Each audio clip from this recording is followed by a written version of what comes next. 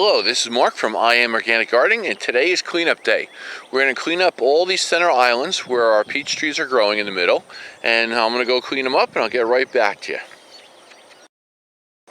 Just want to give you a better view before I clean everything up and see how much we can improve it. It's been over a week since my last video and everything cleaned up very nicely. The first half of that time we've had nothing but 100-degree weather. In the second half, we had nothing but rain and cool temperatures. But what's very nice on tree number 3 here, the third one in, we have some peaches. So let's take a closer look. So the variety is called Red Haven, and you can see we have 2 gorgeous peaches here. They are just perfect to pick right now, and actually one of them split open, but I'm going to take them off the tree and have a delicious meal with them. So I moved over to the 4th tree in our row. This variety is called Suncrest, and I planted this on January 1st. And you can see here we have tucked away in the leaves, we have 3 peaches that are doing very nicely.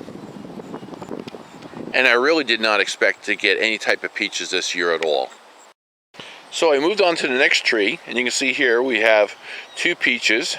And this was in my other video, and they're ripening up, or one's going to look like it's going to produce a nice size peach, and the other one is a little small, but it might just do fine.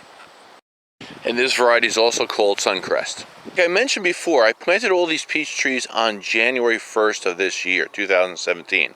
Now, so let's call them 7 months old since I planted them.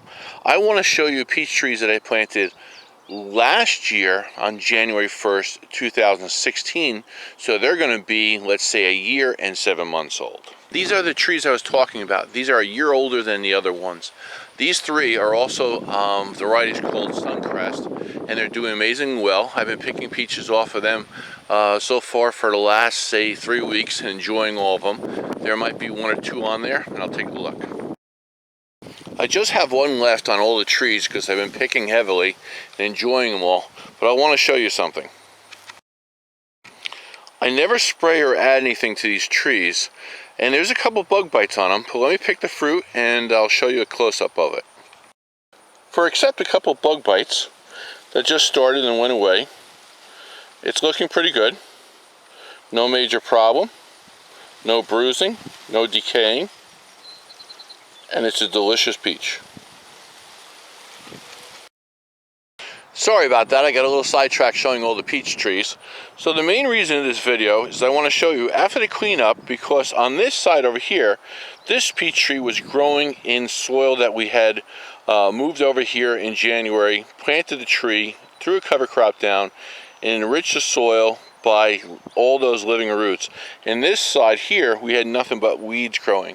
And now you can see the difference between the size of the tree. Now, there's a lot of factors, and I'm not going to say it's 100% correct, but it's noticeable.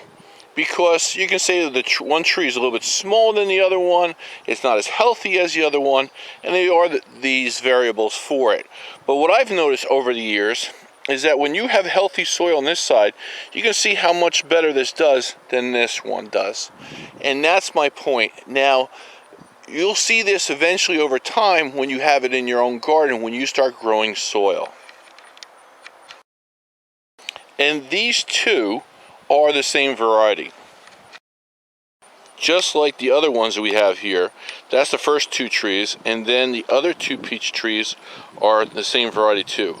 And you can see how well they're doing also, growing in that cover crop enriched soil. So here we are, back to the first tree again that was growing in nothing but weeds. Now, what we're going to do to help this along is we removed all the weeds, of course, and we did not pull the roots out. The roots are going to act as capillaries to open up the soil and keep it open for the meantime, because when the roots start decaying, that's why you don't ever want to pull the roots out of the ground. Those roots are actually working as a tunnel system right now, allowing water and other things to flow down into the ground. Other, let's say, organic matter that's on top of soil left over from the chopping of the weeds. And it's opening up the soil, plus it's giving air to the soil, which is key importance right now. So what we're going to do, we're just going to put a layer of wood chips around, like a circle or square, it doesn't matter, around the base of the tree. and then we're going to come back and we're going to start planting seeds around that. We're going to probably start with a variety called seed called hairy vetch, and what that does, it's a vine, and I'll show you what it does. And what it will do is once we put the wood chips down on the ground, the vine will cross over the wood chips, and then it will grow and bringing in beneficial insects to help that tree. This is what hairy vetch looks like. It's kind of more of a bluish purple flower that's on a vine. It's almost like a miniature grapevine. It will spread and it will climb very easily because it has tendrils to hold on to things. But if you lay wood chips down, which is nice about it, you have the beneficial part of the wood chips keeping the moisture in the ground, and this will grow as a cover on top of the wood chips, sprawling across as a vine and attracting beneficial insects to the trees. So after putting the wood chips in the center area and having the hairy vetch seeds in the ground and start growing over the wood chips in the next month or so, I want to reduce the amount of sunlight hitting the soil.